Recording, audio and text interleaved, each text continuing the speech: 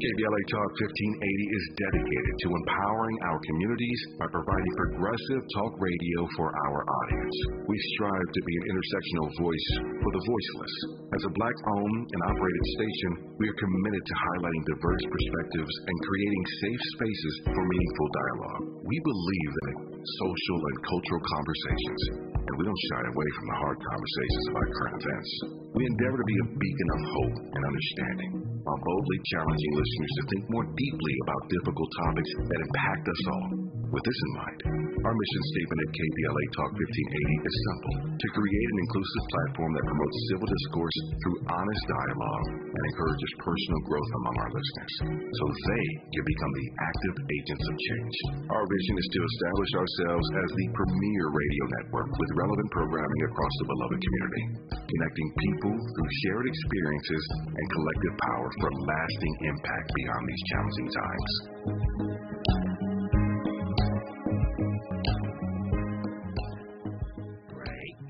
The flow will break you down. Let the flow will break you down. The flow will break you down. Let the flow will break you down. The flow will break you down. Let the flow will break you down. The flow will break you down. Let the flow will break you down. The flow will break you down. Let the flow will break I get so busy on the mic with my rhythmic flows that's bound to leave you better when it gets Is this the alcoholic, Sandy? Who is this? I'm messing up. So run up to your county and go and get your ticket. I know you got dreams of roasting me hot, but I got flavor. Sounds like you know the song. Grocery shop. I do. That's why I'm like, who is this? I'm gonna give you a hint. Okay. Diesel. Diesel. Fushnikin? Bada bing, bada boom. Wow. Okay. Okay. 93-ish, right? 92, 93, 94, all the way. When did Shaq drop with them, with Make Room or whatever? That might have been 93. Okay, that's what I'm thinking of. The song. Okay, this song, The Flow Will Break You. I remember this, yep. And I remember Shaq going on Arsenio Hall with them, jumping around, looking like a big old dinosaur over them. You are locked into RSVP with Jill Munroe here on KBLA Talk 1580. You know, we had a packed first hour. We talked with actress Christine Horn. And, of course, we hit a couple of trending topics and headlines. We're going to get back into that. But hour two, we have a guest. And this guest, you know, we kind of been on a self-care theme this week. We kind of been on a good mental wellness connection, and we're continuing on with that. Our guest for hour two is the owner and creator of Hands of Fury. He's been in the health and wellness field for over 10 years. Started off as a personal trainer, and with a passion for massage therapy, has expanded into that. You know, he's one of the most requested therapists in Los Angeles. He's worked with some of the biggest stars in music, sports, TV, and screen. And, you know, he is here to talk to us today about balance. We're going to get his opinion on some trending topics, too. And we're going to get into his backstory. Welcome, Seth Fury, to RSVP with Jill Munroe. Thank you for having me. Excited to talk to you. So, you have to tell us, what makes one say, I want to get into massage? I want to, you know, focus on the body. Did it start with a love for sports? Did it start from, did you have an injury and you were trying to work through it? Where did that come from? I think it just came from my passion of just wanting to be a healer. I'm naturally a very connective type person. I'm a Cancer. So my natural instinctual all that ability. Water energy. Exactly, yeah. So I just naturally like to help people. I feel like all the careers I've had leading up to this have all been some form of helping people. I started off as a mental health assistant, in which I was helping kids, and then when I moved to LA, it went into the training. And the reason why I left training is just that, as much as I love it, it's just a different passion in which you have to kind of chase people around as far as making sure they stay on their diet and make sure they're doing everything necessary. And I guess for me, being in LA, it just seemed like a very saturated market. And everybody was more so focused on how can I get fit, how can I get fit. Not enough people were talking about how can I take care of myself after I get fit or while I'm getting fit so that I don't get injured. And so that was something I kind of just felt like, let me take my own niche market and do what I do in that lane. So when you work with clients, when you bring clients on, are they coming to you just for like overall wellness, or is it generally like an injury or something specific that brings them in to seek out your services? Yeah. So everyone who's a therapist is going to have their ideal clientele. And I always encourage other therapists to work with who you feel you most connect with, what you feel you're best at, and what you're most unique at. So I myself wouldn't say I necessarily work with more athletes. I have a full team of therapists. So Hands of Fury is not just myself, it's a whole business. Okay. So I have PTs on the squad that will work more so with the athletes. And even though I know how to do it, I feel like my biggest strength is kind of just my energy and the way that I connect with people when they are just looking for a form of healing in the sense of Swedish massage, deep tissue massage, and just being around somebody that just knows how to like make them feel comfortable. So I work with probably 80% female therapists, clients, but I also have male as well. But I feel like they feel a sense of comfort with me that I think is invaluable. And that's something that I just kind of ride out because I'm like, this is where they can come, they can feel safe, and they can get the healing that they need. And it doesn't hurt. I'm just going to say this, ladies, that you're an attractive man. I'm sure that doesn't hurt. I'm not saying, that has anything to do with it. I'm just saying I'm sure that doesn't hurt your clientele. I'm sure they're appreciative of that, too.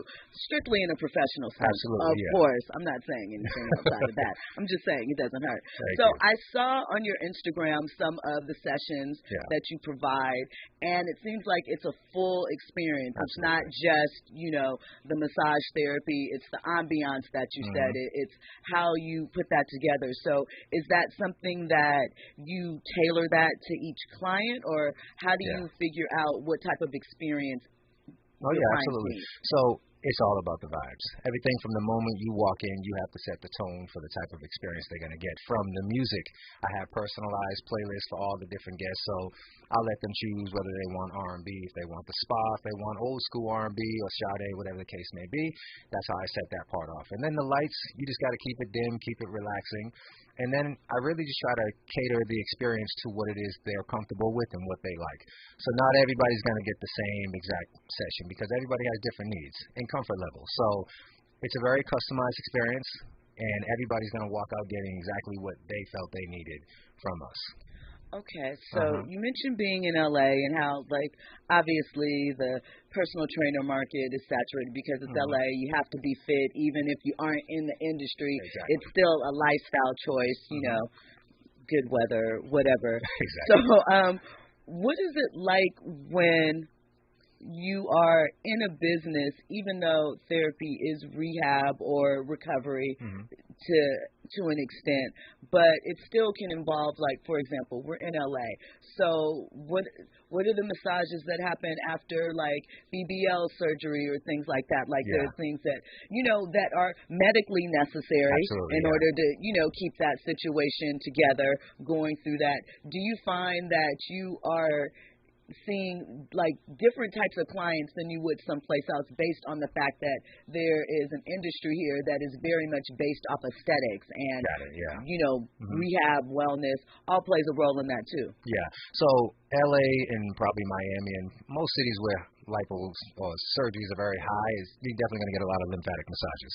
So that's basically just draining out all the fluids post-surgery. And that is something that we do as well. And again, it really just comes down to what it is you like to do. I myself probably wouldn't want to spend all my waking hours flushing some fluids out of some open wounds. I'll do it for them if they need it, but that's not generally my clientele to where they would call and say, I need him above all to do this for me. But it is, depending on where you live will determine the market that you're most likely to have, for sure. So how does one go about establishing a clientele? Yeah. For me, I view social media like clockwork. I'm very good at, so I also do the content creation. I shoot my content, I write my content, I edit it. I'm literally like a one-man production team. And I've learned that over the years because I went to school for music. I went to Berkeley College in Boston. And so when I came here, I already had an understanding of creative production. So then when I took that, added it to my craft of massage therapy, it's like you just have this one cocktail of masterpiece, And so I use Instagram because I'm able to show people what they're going to experience. And that's something you don't really get when you go to a massage spa. You just Go up to the front desk, you pick what you want. You don't know who's working on you. You don't know what their style is going to be like. You don't know if you're even going to like it, but you got to pay for it anyway. With me, I'm like, listen, what you see is what you get. Watch these videos. If you love it, call. If you don't call. And that way I get all the clients that I want because they're getting exactly what I give. Do you have a physical location or do you So we're mobile. Okay. Yeah, so we travel to you, make it easy for you. I feel like most of the clients that I want are just scattered all throughout the city, and I feel like as the time goes on, people get lazier and they don't want to go anywhere. And it's more of a luxury, and you just get to kind of make their experience more unique to where they are anyway, so we do the mobile. Well, when we come forward, we'll have more with Seth Fury. We're going to get into a few of these trending topics and headlines. You're listening to RSVP with Jill Munroe here on KBLA Talk 1580.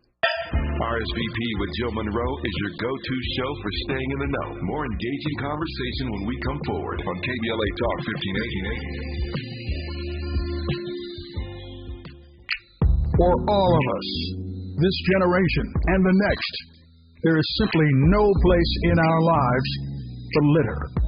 And yet, it's everywhere we look. And unfortunately, it does belong to all of us.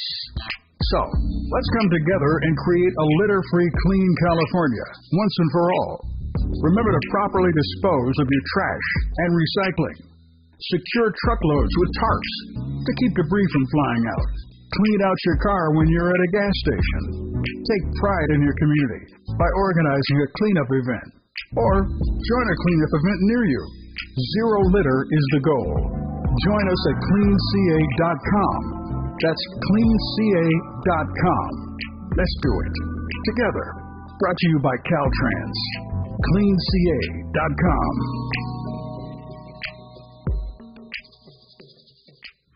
Ew. Gotta get rid of this old Backstreet Boys t-shirt. Tell me why. Because it stinks, boys.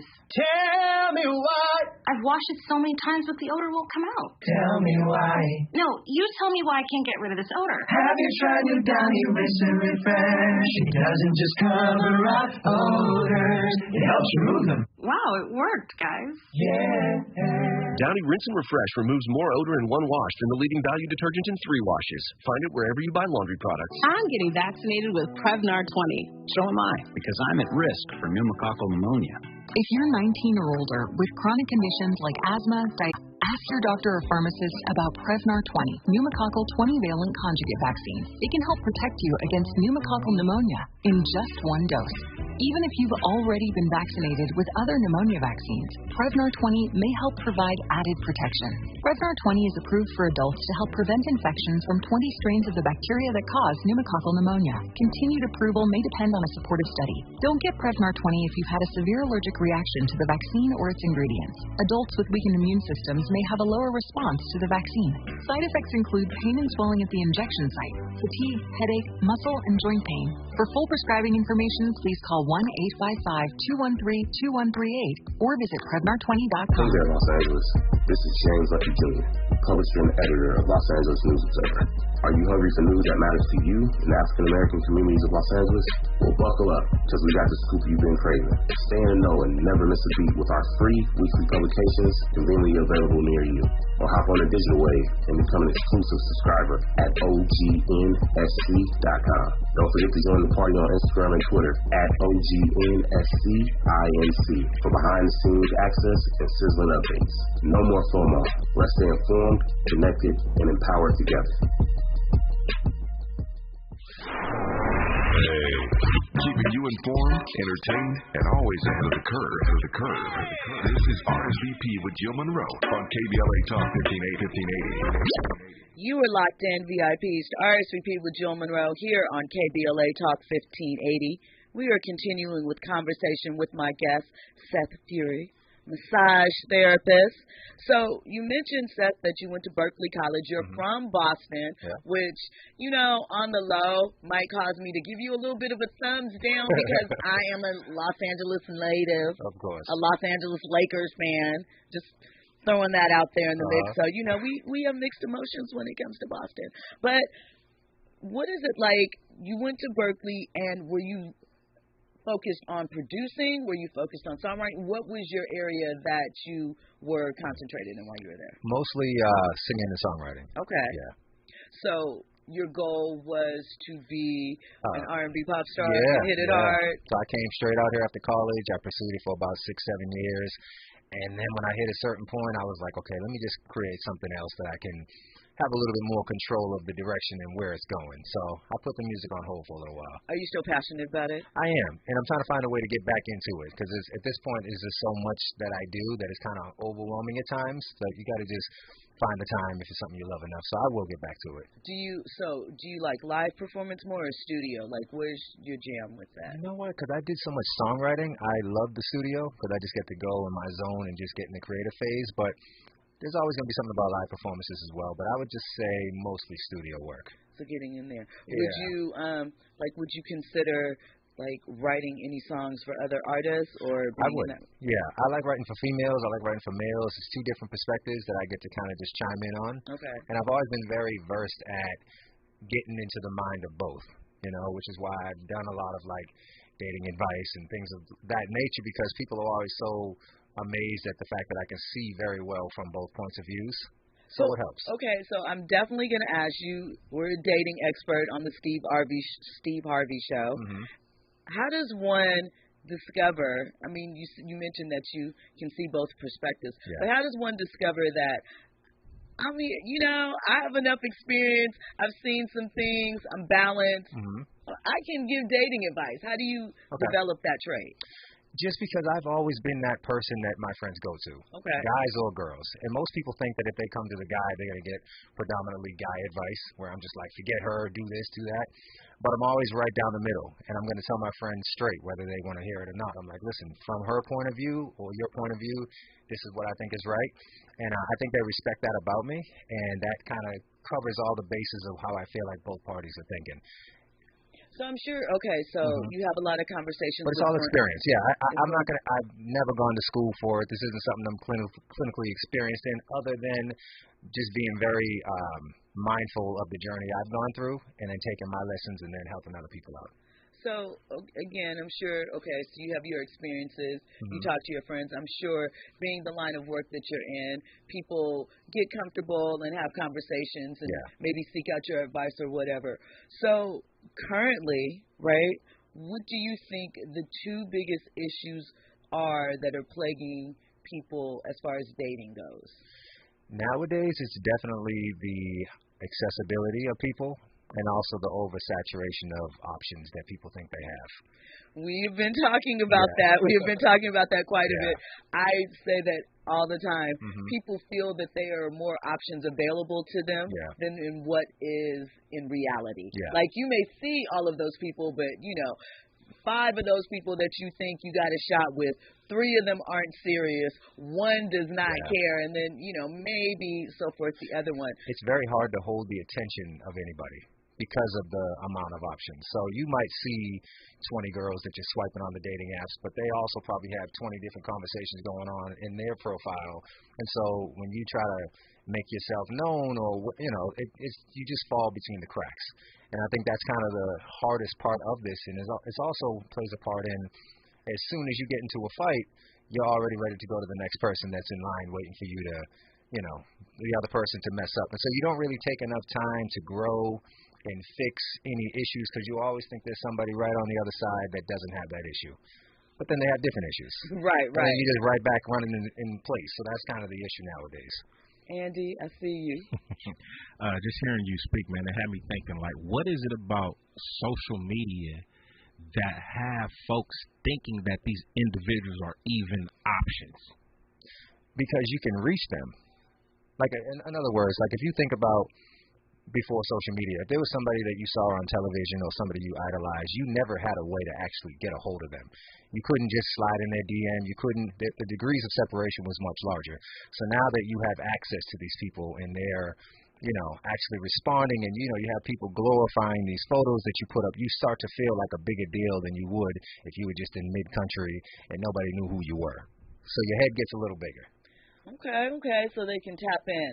So, in having these conversations, right, you mentioned because people think that there's so many options because they get distracted. When you're giving that advice, what advice do you give them to make themselves stand out? Because it's the whole balance of, am I chasing or am I attracting? How much is too much energy, to show I'm interested and I'm pursuing, but no one wants to look thirsty, especially now. Yeah. See, and that's always tough because, you want to play the game because you don't want to get played. Right. You have to be mindful of the fact that that game is what's going to keep you single. So at some point, you're going to have to just maybe resort to some of those old school vibes and just actually try to do something unique to make yourself stand out to that person. Because if you try to take the exact same route that everybody's taking, which is throwing money in their face, trying to brag about the clout that you have, there's nothing to really separate you. So if you get a date with her, try to do something unique that she's going to remember. Maybe don't just go out to eat and do the exact same thing as everybody else. Do something to make yourself stand out. And then, be a grown man and don't necessarily try to play the kid rules where you wait 3 or 4 days before you write back. Because nowadays, I promise you, there's going to be 20 other people that filled your spot in those 3-4 days. And you just don't have the luxury of doing that anymore. Okay, so let's reverse it. Let's, since you said you give equally good advice to both men and women, what would you say to a woman that is trying to stand out? Because here's the reality. A lot of people, everyone's dating, right? Yeah. Everyone has options. And I feel that in this era, not with all, but with some, there's a different approach, and men are considered by some to be the prize. Yeah. So you have more women in competition. They're in that high pursuit race. So what do you tell women? Do you tell them maybe you should relax and that's how you'll stand out? What kind of advice would you give to them? See, because the whole world is shifting now where I understand what you mean by the men are starting to feel more like the prize, but that's also because women are taking on more of a dominant role nowadays because they're starting to establish that men aren't as needed as they used to be. And so men are stepping back like, well, listen, they're seeing the value in themselves kind of like women saw the values in themselves. So all the gender roles are just kind of switching around, and it's tough to really change that because that's kind of just the society that we are in now. So in regards to women making themselves stand out, is that what you asked? Yeah. I mean, I would just be more approachable. Like, don't. It's okay to. Me personally, I like it when girls come up to me and talk to me.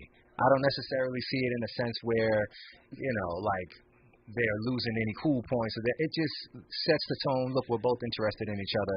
Let's talk. Okay, so let's talk about setting the tone because I have a theory, right? Mm-hmm. I believe that when women approach men, it does set a tone.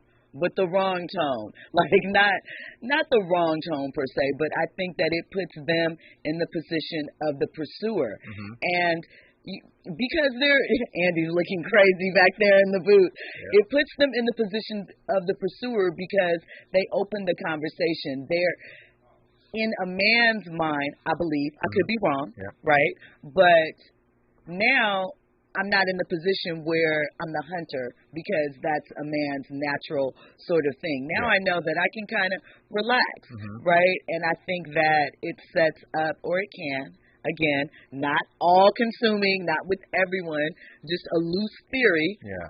Got to be clear. I think it can set up a different type of dynamic that finds the woman sometimes in a relationship taking on the role of the pursuer in some ways because I don't necessarily think a girl walking up to a guy and expressing interest in him is necessarily going to set the tone for the rest of their relationship. I think what it does is it kind of just makes the situation a little bit more relaxed because now he's comfortable. He knows that you're interested. He doesn't have to have that awkward moment of walking up to you and 20 of your friends and trying to have that overly confident moment where he has to pick you out of a group of friends or have to deal with all the guys that are staring at you. Like, there's a lot of discomfort in trying to approach people nowadays. So, thank you, brother. But if you have that person walk up to you just enough to express that she's interested, she doesn't have to go and buy you a drink and do all the manly things, but just make herself known. Just make it known that she's open. And then he can step right back in and be his hunter pursuing self. Okay, so I'm going to ask a question that might be controversial, but I'm going to put it out there. So with the rise of the Me Too movement, obviously we see it's not as prominent right now, but I do think that it changed sort of the scope for men and their concerns with approaching women. Yeah. We're not talking about the disrespectful, the obvious stuff, but even in approaching women, because you see some of the feedback online, some women are like, oh, why is he talking to me? Why is he, so it sets up a different dynamic. Is that something that you've seen or conversations you've seen? Because I do in some ways feel for men of this era, especially, our Gen Zers or something like that, because they don't spend as much time in person. So social interactions are a little different now anyway. And then two, consent is different now, and it requires a sort of different level of sensitivity to, from back when I was a kid where the rules were kind of different. Yeah. It's definitely a very sensitive day that we're living in now, and people don't have that skill of social talking in public because everything's behind a phone or a computer, so that is a struggle. I would just say if you're going to talk to somebody and you're concerned about the Me Too vibes, maybe just, because I know a lot of guys are aggressive in the way they approach, like they might grab you by the hand, grab you by your wrist. I myself have never been about that because I don't want to make myself, I don't want them to turn around and look at me like I'm crazy. So I'm like, I can just use my voice. If I really want to be known, maybe step in front of her to where she can see you, but nothing beyond that to where you're actually putting hands on people, because what may have been considered romantic back in the day, nowadays is a whole different, movement. So I would just stay away from that. Stay away from that. No touching. Yeah. Back in the day, you could just go up behind a girl in the club, start dancing with her, and she'd look back, and if she likes you, she'd keep dancing. But those days are just different now. Very much. Now you gotta just talk. So Terry in the chat says, I appreciate when a woman that either hits on me or a woman that just puts herself near me, then I pick it up from there. Oh, that's it. So, So tap in. You guys are connected with that. I don't know. I think that courting should come back maybe so there wouldn't be as much confusion.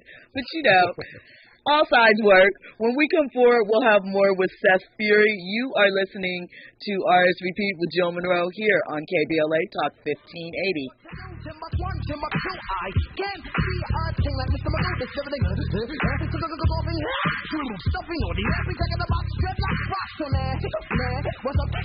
Oops, shiver me to my boots. Oh my gosh, sucks. So now I got the hiccups and I ripped up many tracks, jump into hold it back. Don't make my sound. I see you rabbit, crash like thunder. And lightning what's up, they can't truly tell I'm loco. Ooh, they don't know me very well. So I lump some rhythm with black eyes and stitches. The Mac, curry went from Magnum. So this is not my supers. I roll them, damn it, I roll them. I'm too little faces, so call me special from Poof. I got secrets, but I don't know like Yoko. I'm home, I'm changing visions, blurry, so call me. I'm fucking also, I'll switch up.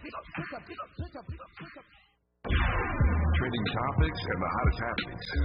You're listening to RSVP with Jill Munroe on KBLA Talk 1580. I'm Doug Davis, and here's the latest from the Black Information Network. 2 more suspects have been arrested in the riverfront brawl in Montgomery, Alabama. The fight that broke out on Saturday gained national attention because of a viral video. The fight reportedly began when one group of men refused to move their boat from where the city-owned riverboat usually docks. There are new talks between striking writers and the big Hollywood studios. Earlier this morning, the Writers Guild of America told its members that contract talks will resume on Friday. It will be the first day of negotiations since the strike started 100 days ago. A Detroit area woman says she brought home a container of spinach from a store and discovered a live frog inside while unpacking her groceries. The woman says the Earthbound Farms organic spinach package was sealed with the animal inside. Have a great Thursday. That's the latest. I'm Doug Davis from the Black Information Network and BINnews.com. Don't let a traffic accident ruin your day. Visit FixAutoUSA.com to find the nearest Fix Auto location. Their highly trained and certified technicians will have you back on the road in no time. You have a choice on who fixes your vehicle. Tell your insurance agent that you want to go to Fix Auto. KBLA Talk 1580 is dedicated to empowering our communities by providing progressive talk radio for our audience. We strive to be an intersectional voice for the voiceless. As a Black-owned and operated station, we are committed to highlighting diverse perspectives and creating safe spaces for meaningful dialogue. We believe that everyone has something unique to bring to these political, economic, social, and cultural conversations, and we don't shy away from the hard conversations about current events. We endeavor to be a beacon of hope and understanding, while boldly challenging listeners to think more deeply about difficult topics that impact us all. With this in mind, our mission statement at KBLA Talk 1580 is simple: to create an inclusive platform that promotes civil discourse through honest dialogue and encourages personal growth among our listeners, so they can become the active agents of change. Our vision is to establish ourselves as the premier radio network with relevant programming across the beloved community, connecting people through shared experiences and collective power for lasting impact beyond these challenging times.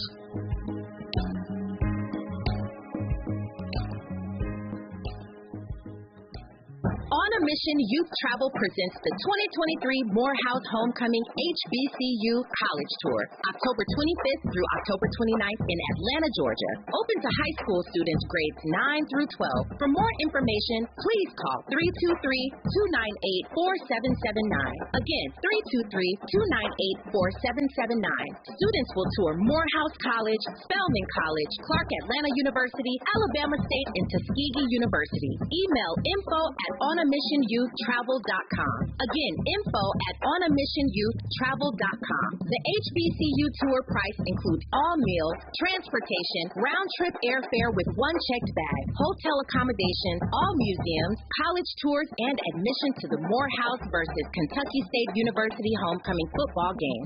Spaces are filling up quickly, so call today to sign up. 323-298-4779. Again, 323-298-4779. KBLA Talk 1580. We've got a lot to talk about.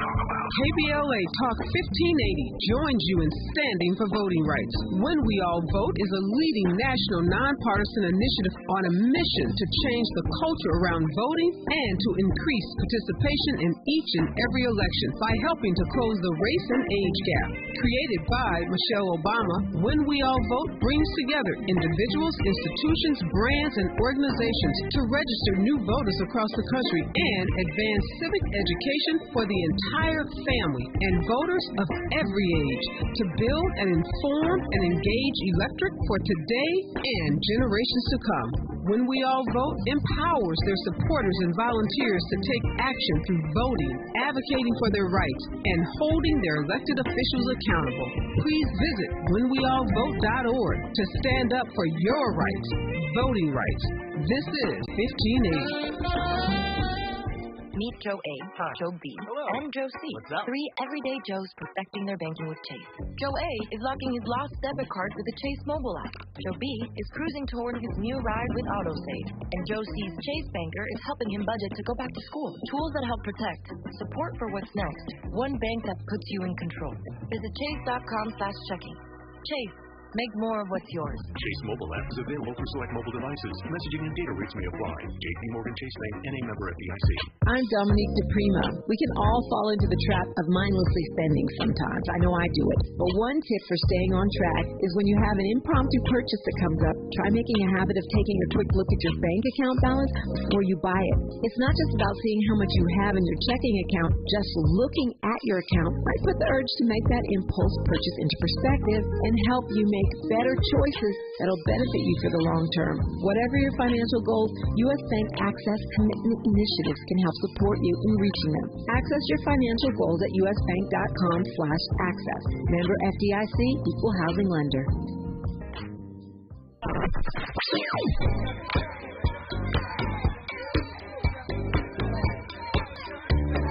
This is KBLA Talk 1580. Talk radio. That's music to your ears. We're unapologetically progressive. KBLA Talk 1580. Curating the most compelling stories and delivering them straight to your ears. You're listening to RSVP with Jill Munroe on KBLA Talk 1580.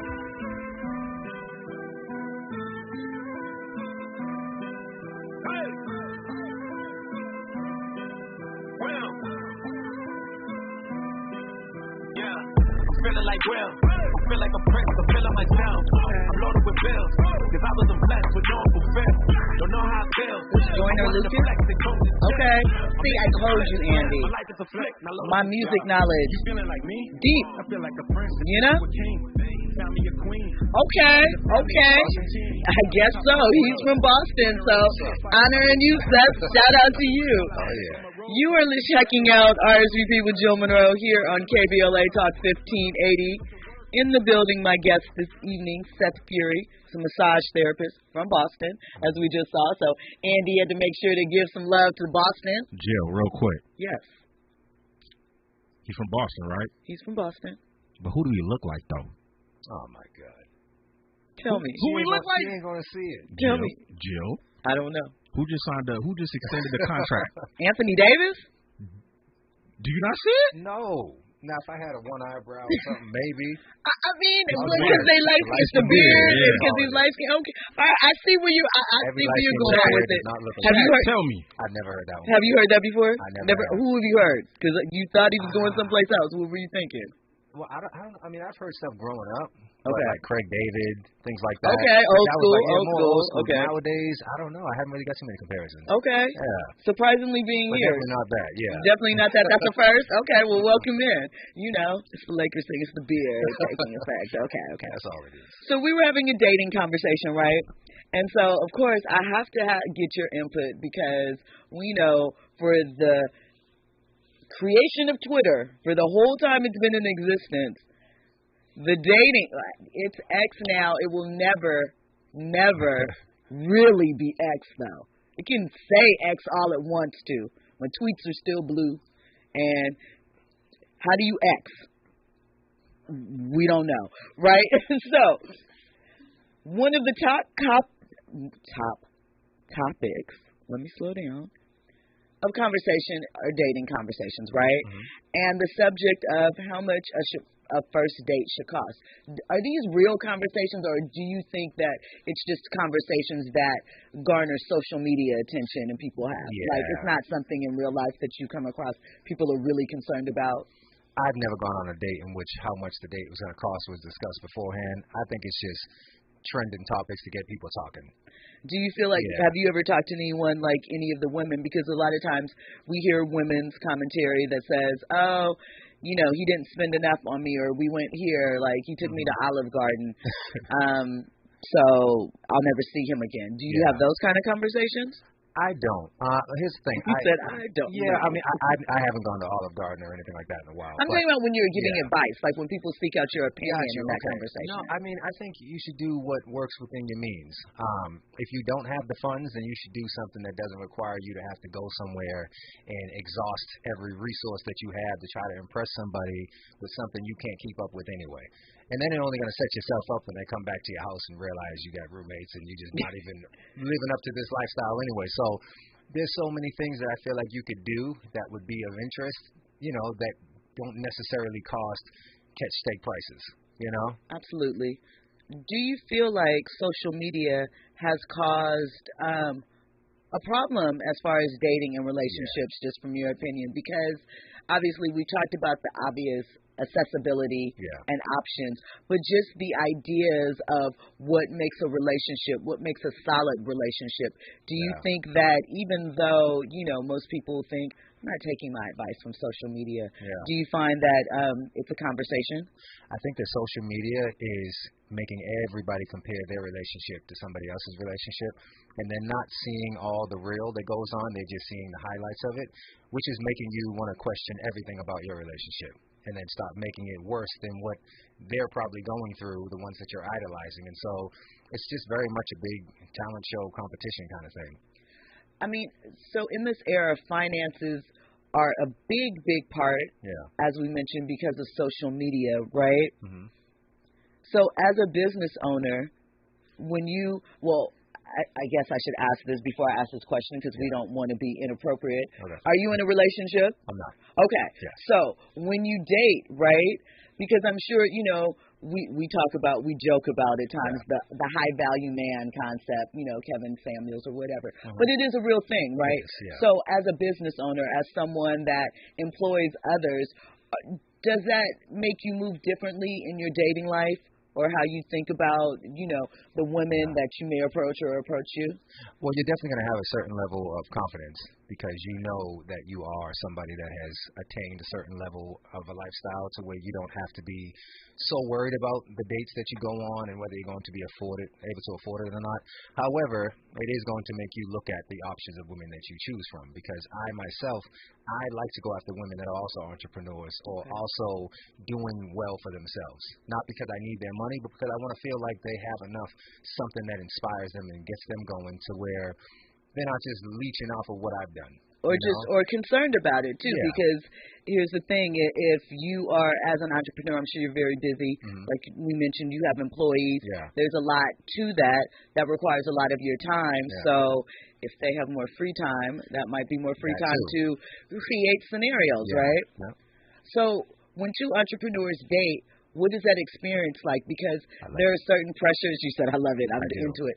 But there are pressures and demands that come with being an entrepreneur and those type of situations that are sort of different from your average job. So how do you balance that within a relationship? Because both long hours, a lot of dedication, but that could be a downside for a relationship, right? Yeah. Well, I also think that you're going to have more of an understanding of it, because you understand the lifestyle, and generally it depends on what they're doing as an entrepreneur. Not everything requires them to be 100% busy. It could just be a lot of allocating that they're doing, which allows them to be a successful business person and not have as much time taken away from them. That's the ideal scenario. And then I personally like to date women like that because it gives me a chance to see where we could grow together, what type of things we could create together. I love creative people. And I don't like people to make me feel bad about working hard and doing my long hours and, because they don't understand why I'm leaving and doing a radio interview at 10 o'clock at night. Right. They don't understand, but I can do that and move in this way because, well, one, I'm single, but if I had somebody that was also an entrepreneur, they'd understand. A meeting of the mind, so to speak. Exactly. So within that context, right, as people often talk about dating in LA and how dating in LA is trash and, things of that nature. So what has been your experience, or even some of your friends, like transplants or ones that are native? What has been the thought process or the experience that you've heard about dating in this city? I get asked this pretty often, and it's hard for me to know whether it's just LA or if it's just the times, because I've been in LA for 15 years, so I don't really have any other experience dating anywhere else. I can tell you it sucks in LA, but I don't know if it's sucking everywhere else as well because of the way that the world is moving. But I can say specifically for LA, I think people come here with a goal an agenda in mind for what they want to accomplish. And they are going to most likely date somebody that is in the realm of getting them to that direction. So if they're a singer, they're most likely going to date a producer or a songwriter, somebody that when they spend their time with them, they don't feel like they're just wasting time. Because everybody's on a hustle and they're on a way to come up. So if you're just simply offering a good conversation and love, they don't give a damn about no love. They want to know how they can get to their bag and get to the next level in their career. So I think the way people date is in a very opportunistic way when they're in LA. Okay. Andy, you have a comment. With that being said, because LA already has this stereotype. Right. Are you dating LA natives, or we have a lot of transplants here? Who are you dating? Yeah, I don't really know where they're from at the time, but I feel like they might be from here, they might not. But I get where you're going from it. Obviously, the LA natives aren't necessarily on the come up mostly like that. They're mostly like nurses, and they're just more regular lifestyle. It's the implants or the transplants that come here. Like I said, when they come to this city, they're like, I didn't leave my home to come here and just set up shop and be a little wife. I came here to chase my dream. So you got to do something. And even myself, like if I want to get somebody's attention, I will be mindful of the fact of what they're interested in. Okay. So if I want to go on a date with a girl and I'm not getting the time that I'm looking for, I am a photographer as well. I also do videography. So I might do something along the lines of, bring your little model cell phone by. We'll do a photo shoot. It'll give us time to get to know each other, bond. And then from there, that might be my door in. But I'm mindful of what these girls are like. And they don't generally just want to go talk to you over dinner because they see it as like a waste of time, unless you're either providing some kind of lifestyle for them or helping them get to the lifestyle they want. Or taking them to one of those exclusive LA parties. Or that, yeah, exactly, which is helping them get to where they want. When we come forward, we'll have more with Seth Fury. You are locked into RSVP with Jill Munroe here on KBLA Talk 1580. Infusing a sense of fun and entertainment in every episode. You're listening to RSVP with Jill Munroe on KBLA Talk 1580. More when we come forward. The Los Angeles Urban League helps African American and others in underserved communities achieve true social parity, economic self-reliance, and civil rights. For over 100 years, Los Angeles Urban League has ensured our communities have access to careers with living wages, opportunities to start and grow businesses, and clear pathways to personal and professional growth. Programs like BizCamp, Construction Career Academy, Spa Business Ready, and B-Warp. The Black Wealth Attainment and Retention Program are examples of the ongoing events designed to make our centennial mission to rebuild Black Wall Street right here in LA a reality. To sign up for our newsletter or to support the Los Angeles Urban League with your time, talents, and donations, visit laul.org. That's laul.org. The Los Angeles Urban League is a proud sponsor of Urban Family Focus Talk 1580.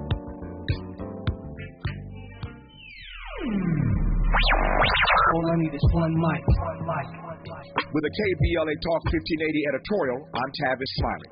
As black folk, we know how to face tragedy and not fall into despair. And yet sometimes the points of pain are felt so acutely, especially when we know full well that we're being treated unfairly by our so-called justice system that at times appears to be anything but just. After more than 30 years of public service, Mark Ridley Thomas is set to be sentenced on Monday, August 21st, for his conviction on bribery and conspiracy in a federal corruption trial. As you well know, Ridley Thomas was found not guilty on 12 of the 19 counts the feds brought against him. This is not your typical corruption case. No lavish trips, no victim, no cash in a brown bag or stashed away in a freezer, no illegal contributions from a wealthy donor, no money received by the accused, no use of taxpayer dollars. There is therefore no need to incarcerate Ridley Thomas to protect the community. Indeed, the probation department has recommended a mere 18-month sentence. But the feds, they want MRT to serve 6 years. 6 years. How is that fair? This happens far too often to defendants who just happen to look a lot like you and me. First, they target you. Then they overcharge you. Then they fight to keep certain folks off the jury. Then they spend millions of your tax dollars prosecuting a victimless $100,000 criminal allegation. Then, typically, they win, and why shouldn't they? In reality, no case of the United States government against you is really a fair trial, if you feel me. Then, after they win, they ask for a sentence of more than 3 times what the probation department is recommending. Again, I ask, how is that fair? I read the federal government's summary document regarding the sentencing of MRT, and the charged language they use is both revealing and despicable. You can clearly see their disdain for the constituent community, for the black clergy who have stood with MRT, and mostly for MRT, daring to exercise his constitutional right to even go to trial to defend himself. The feds demanding a 6-year sentence in this case is their way of punishing an uppity Negro who dared to fight back. Let's hope that the judge in this case sees through this racist masquerade and delivers a sentence of time commensurate with the crime, even as MRT appeals this verdict. There are no good times to be black in America, and sometimes are worse than others. For KBLA Talk 1580, I'm Tavis Smiley. We welcome your comments.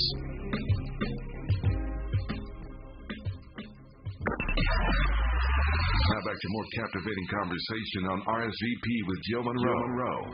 You are locked into RSVP with Jill Munroe here on KBLA Talk 1580. Let me remind you that if you have comments you want to participate, feel free to call in, 800-920-1580. The YouTube chat is on fire, as usual, so let me get you some comments from there. Urban Spinster basically just said basura. That's how she defined LA dating. So we're going to have to tap in and say agree, hard agree. Pretty Brown Mimi said, oh, how sad. Dating in Los Angeles sounds sad. Love still matters to me. I'm a hopeful romantic. Terry said, LA is probably like Southern Florida where Northerners come for a better lifestyle too. So I think we can agree on some of those points. So Seth, we were talking about in dating as an entrepreneur, matching energy and so forth. So the time factor, right? You mentioned it's good when someone understands how busy you are, but as an entrepreneur with a business, again, with several employees, what is your time like? Like, what is your day-to-day like or throughout the week? How do you balance time for yourself, your business, and whatever other things that, interest you? So a lot of what I do consists of allocating work for my therapist, taking sessions as well for myself, but then it's a lot of content creation that I have to factor into the whole process, because without that, then the wheel stops turning. Right. So a lot of my days are, I have fun. Like, I get to work with friends, I get to make videos, write skits, write videos, commercials basically, and that would be like the majority of what my week consists of. Content creation, massages, but I don't do too many of for myself because I don't want to get burnt out. And I also can't just be in a dark room working when I have so much stuff that needs to go on as far as making sure that my therapists are okay and making sure the content's created. So it's balance. Like, if I wanted to put my head down and work nonstop, I could, but then I feel like I'd look up sometime and just feel like too much time passed by and I didn't get enough done. So when you're creating the content for, your social channels and so forth, how long does it take what's that process like? How long does it take you from idea conception to actual execution? Pretty quick. I got to act on it fast while the idea is hot, because sometimes they can be trending topics that you want to just do a remake of. And also, you just want to not sit on an idea too long. I think that's the worst problem that entrepreneurs have, is they just have all these ideas and no execution. Fortunately, I have a really good circle of friends that really will kind of just help me. If I have a small idea, I'll call them up and be like, hey, Gio, whoever the case may be, what can I do with this idea? You got any thoughts on it? Next thing you know, we're shooting it, writing it, and then it's done. So you got to surround yourself with people that are on the same page, that are also going to be willing to add a little piece when you need it, and then you got to just do it. So have you considered creating content as far as, you're doing it for businesses for others? I'm sure people have seen your work and come to you like, hey, could you create something like that for my business? Is that something that even interests you? Or No, because now that's just starting a whole new business venture. And it's not really about trying to be on the video production side. I have the skill, so I do it myself. But it's really about keeping the massage therapy business going. Okay. Yeah. So what is it about touch that the average person doesn't know, but you know because it's your profession? I know that when you get it, it's definitely a blessing, and you should share that with people. There's a lot of people that just don't feel touched in a way that we can offer sometimes in their whole life. I think just people aren't as intimate, or they just don't really know how to do it.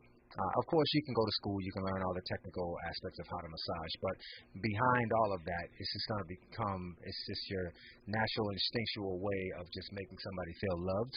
And I think the biggest moment when I started to see how powerful what we did was after the pandemic, because people went so long without any human connection that when they finally got with us, they would get off the table in tears, and they were crying, and they were just like, you have no idea how much I needed this, like, to go without this for so long. And so that's when I was like, okay, what we're doing is more than just fixing muscles. Like, we're actually healing people's souls, their inner spirit. And so that's the power that we do, that we have. So being that you have several therapists under you, what are the traits that you look for when you want to bring someone in to hire and have them come? So first and foremost, they have to be just good overall people. I don't care how good of a massage therapist you are if you have creepy energy.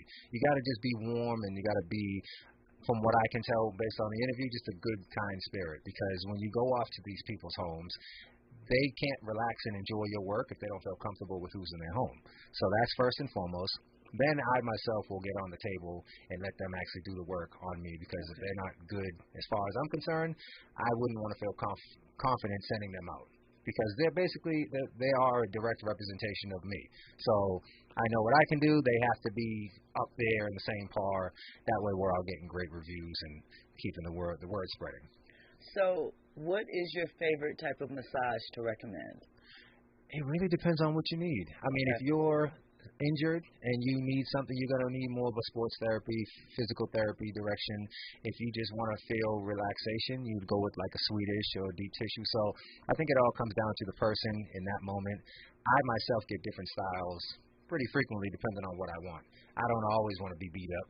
Sometimes I just want to go to sleep and relax. I wouldn't even care if you just massage my head for 30 minutes. Like, just give me whatever I need in that moment, and I'm happy if you deliver. Okay. You know? Well, Terry said, all of us human beings are social people. We need each other either for love, survival, fun, or to help people too. So I guess they're vibing off of what you're saying and what you're spreading. Tell us one more time where we can find you to catch up with you. If we want to learn more about you, learn more about the Hands of Fury. Mm-hmm. Well, you just said it. So, Hands of Fury is my Instagram handle. The only difference, you have to make sure you spell Fury, F-U-R-E-Y. That'll take you directly to us. That's the website, the YouTube, all the social media apps. Okay. Yeah. And so, if you could give one tip to everyone, because, you know, obviously we talked about the importance of touch. Mm-hmm. What is something basic that a person could do with their mate? A form of massage or a form of touch that, you know, makes them feel loving or relaxed? Like, what would you recommend? I mean, a foot massage is always going to go a mile. Okay. You know what I mean? Like, it's the simplest thing. It doesn't involve much setup or undressing. Just throw your foot up on their lap and give them some love in that regard. Head massages are always amazing as well, and they don't require too much skill. You know, so if you try to get to the back and you're just struggling and it's awkward, then that's not going to be as relaxing as you thought it was going to be. So in that case, call Hands of Fury. Call Hands of Fury. Yeah. Have them put it down. Have them set the you. scene, take care of you, whatever your need is, whether it's just relaxation, whether you need something worked over, they got you. Mm-hmm. So once again, the Instagram, the website, everything, Hands of Fury. Seth, I want to thank you for taking the time to check in to RSVP with Jill Munroe tonight. You are VIP now. So, you know, all the great dating advice that you doled out, the chat certainly appreciates it. So, Cowboy, does that say Cali board or Cowboy? You know, I might need glasses. Great guest, Cali Boy. Okay, thank you. Shout out to that. How can we make the print bigger? Gosh. Great guests and interviews, Jill and Seth. Terry again says, urban South Atlanta is like LA. People in Atlanta, Georgia, or the South seem to display manners and compassion. So we love that. We love seeing it together.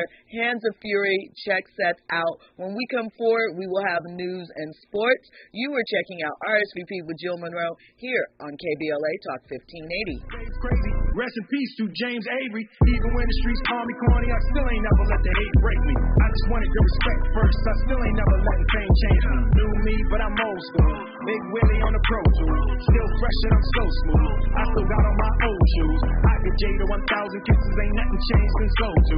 Martin Lawrence get a rose too. He a legend and a go-to. Man, I